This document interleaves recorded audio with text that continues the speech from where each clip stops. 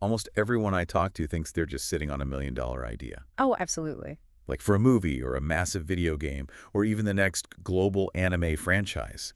They have this incredibly detailed, grand vision playing out in their head. Right. And they genuinely believe the only thing standing between them and a massive Netflix deal is, just getting into the right room to pitch that raw idea to an executive. Exactly. Which completely ignored the reality of how modern media actually works. It really does. It's probably one of the most common misconceptions in the creative industries today. People just operate under this assumption that the idea itself is the scarce resource. Yeah.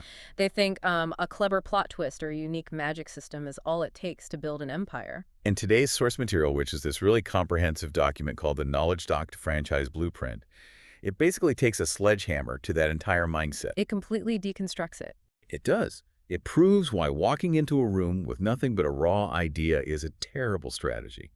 And more importantly, it lays out this step-by-step method for using AI to turn a solo, tabletop-style role-playing session into a massive, monetizable intellectual property ecosystem. Which is huge. We are looking at a fundamental shift in how entertainment is manufactured here, Yeah. because this isn't about, using a tool to write a traditional screenplay 10% faster.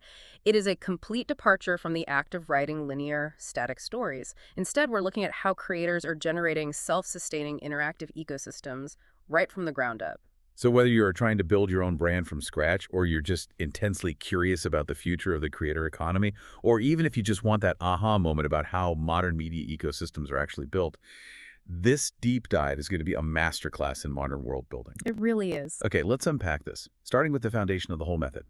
The blueprint calls it the World Bible. Right, the World Bible. Obviously, you need a world to have a franchise.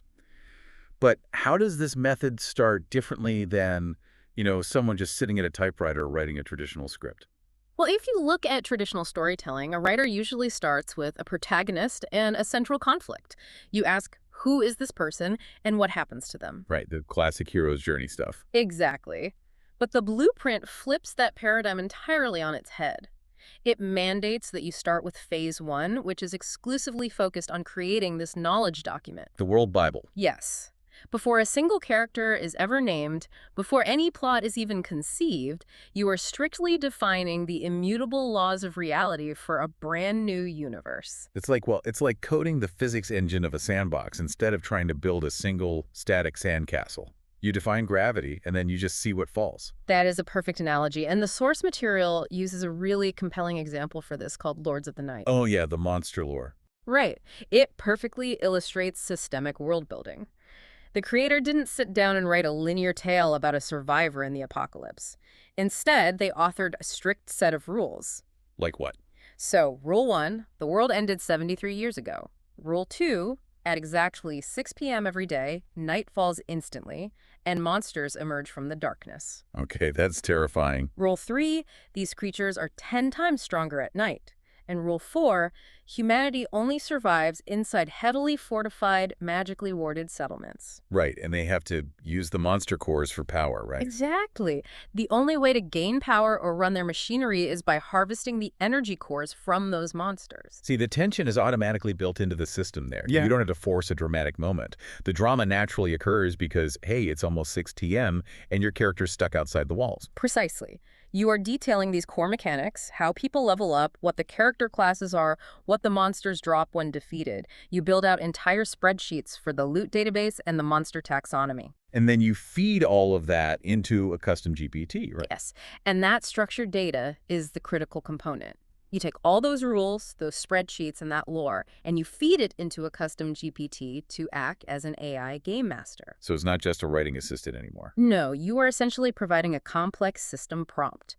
Its singular, unwavering job is to enforce the rules of this world Bible without hallucinating or breaking character. So if your rules state that a monster core is required to power a flashlight, it won't let you just use a regular battery. Exactly. What's fascinating here is that the creator isn't staring at a blank page, agonizing over what piece of dialogue comes next.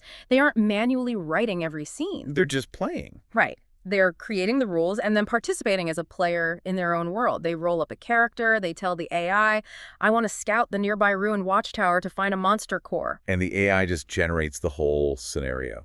It generates the description of the crumbling stone, the ambush by a pack of dire wolves, the exact loot that drops.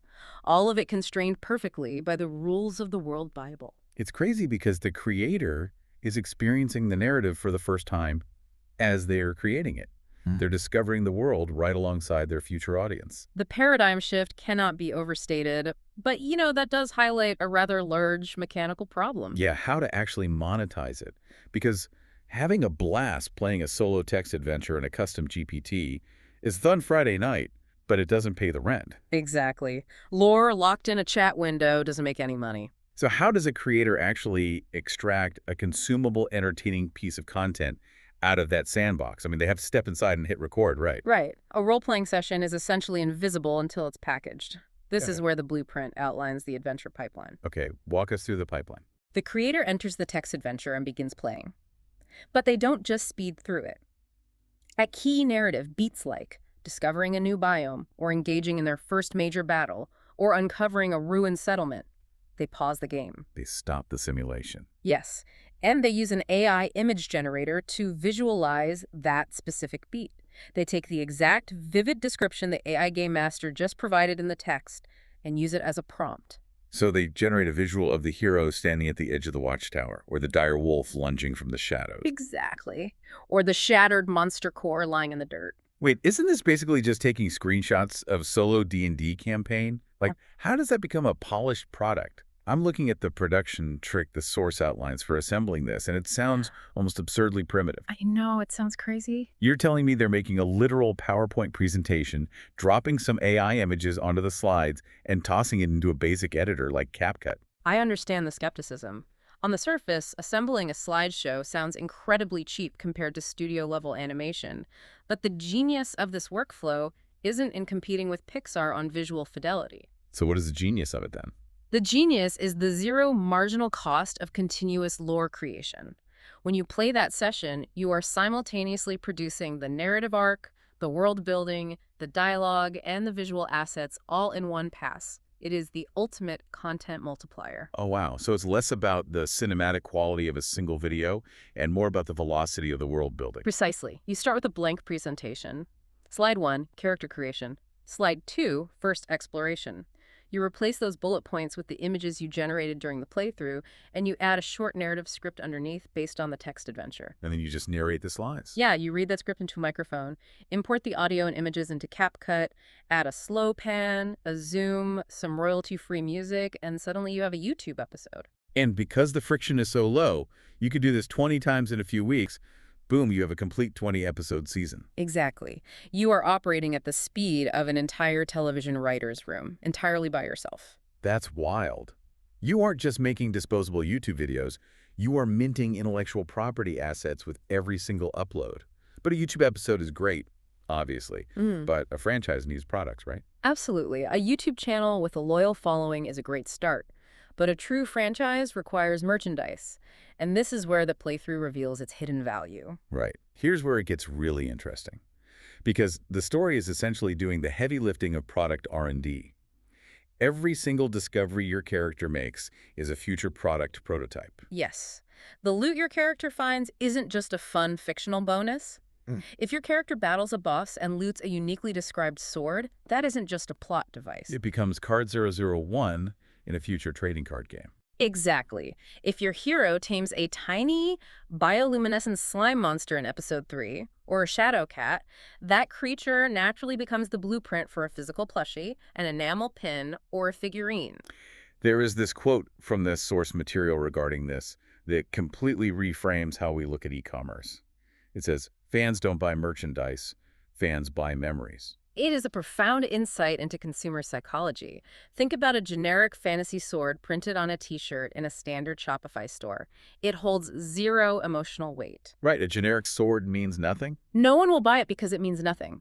But consider the sword that killed the Dragon King. Yeah, after a 50-episode buildup. Exactly. The audience watched the hero search for the ore, bleed to forge it, and lose allies to finally wield it. That object now contains a memory. When you offer that specific sword as a product, fans are purchasing a physical manifestation of an emotional journey they experienced. The audience is emotionally invested in the asset before it ever hits the Shopify store. And this doesn't just apply to physical merchandise, right? The blueprint explains how this pipeline organically develops entire video game genres. Yes, the natural byproduct of this detailed world building is game design. The story naturally creates MOBAs, MMORPGs, and comics without the creator having to invent them from scratch later. Because your characters are your MOBA champions. You already know their abilities. Let's say you want to license a MOBA. You need a diverse roster of champions with specific roles like fighter, mage, or healer. Well, your AI playthrough already generated that entire roster. Because your main hero was the fighter. Right. They unlocked the Shadow Strike ability back in Season 2. The rogue they met in Episode 10 is your assassin. The intellectual property is fully matured and ready to be handed to a game developer. So you accidentally built a massive multiplayer online setting just by playing the game.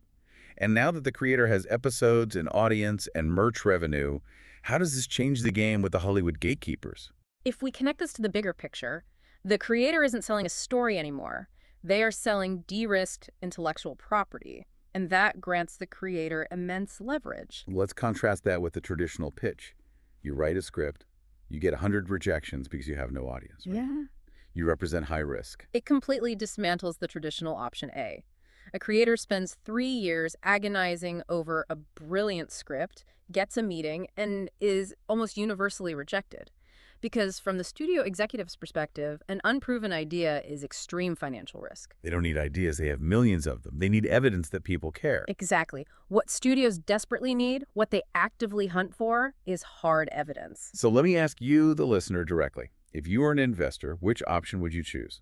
Option A, the random idea with 0 fans, or option B? And option B is coming in with 5 million views, 250,000 followers, existing merch revenue, and thousands of visual assets. It completely shifts the power dynamic from, please make my idea, to, would you like a piece of my existing business? The studio looks at option B and sees a guaranteed return on investment.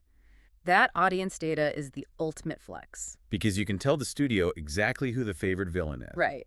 You aren't guessing. You can literally pull up a dashboard and tell the studio executive exactly which weapon design drives the most merchandise sales and which story arc had the highest retention. But to get those massive audience numbers that impress studios, you can't just have passive viewers, right? Right. You need active participants. So how does this blueprint lock people in? It achieves that through a centralized brand hub, typically built on a platform like Shopify. But this isn't just a place with a shopping cart. Right, and they use this medium SEO strategy, creating interconnected blog posts for every episode, monster, and an item. Exactly. Instead of just hoping the YouTube algorithm favors them, they create a massive web of lore. For every single video episode, they write a detailed summary article and separate articles for every monster and magic item. So if someone searches for best dark fantasy monsters, they stumble onto your Shadow Wolves. They read it, get hooked, and filter straight into your Shopify hub. But capturing that traffic is only the first step. The blueprint introduces a mechanism to keep them there called the Franchise XP system.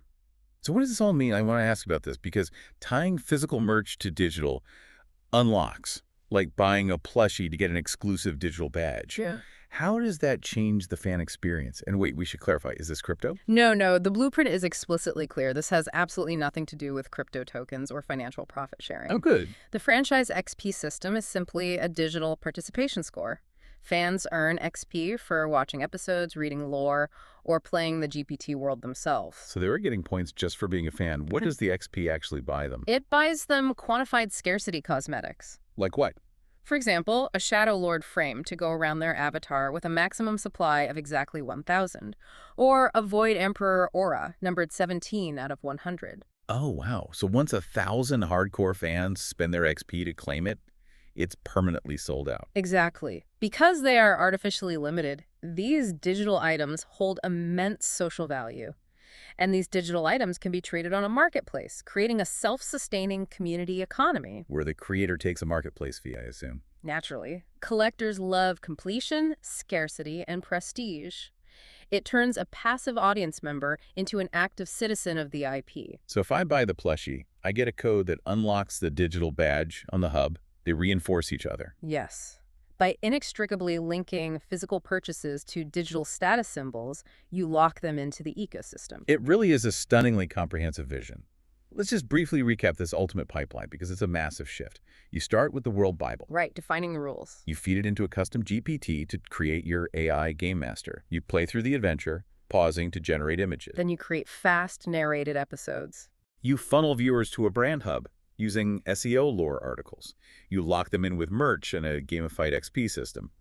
And then you take that proven IP to a studio for a massive partnership. It completely demystifies empire building. It reminds us that building a franchise starts by just documenting an adventure. It really does.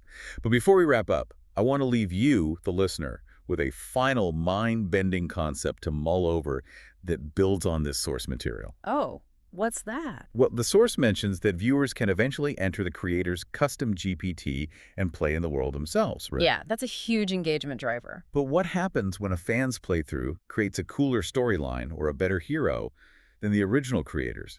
If the audience is actively co-creating the history of the franchise in real time through the AI, who actually owns the canon? That is a fascinating question. The line between the creator and the consumer is about to disappear entirely. Are you even a traditional creator anymore, or are you just the mayor of a digital city? It's a frontier we are definitely going to have to navigate soon. Absolutely. Well, thank you so much for joining us for this deep dive. Keep exploring, keep questioning the information around you, and we will catch you next time.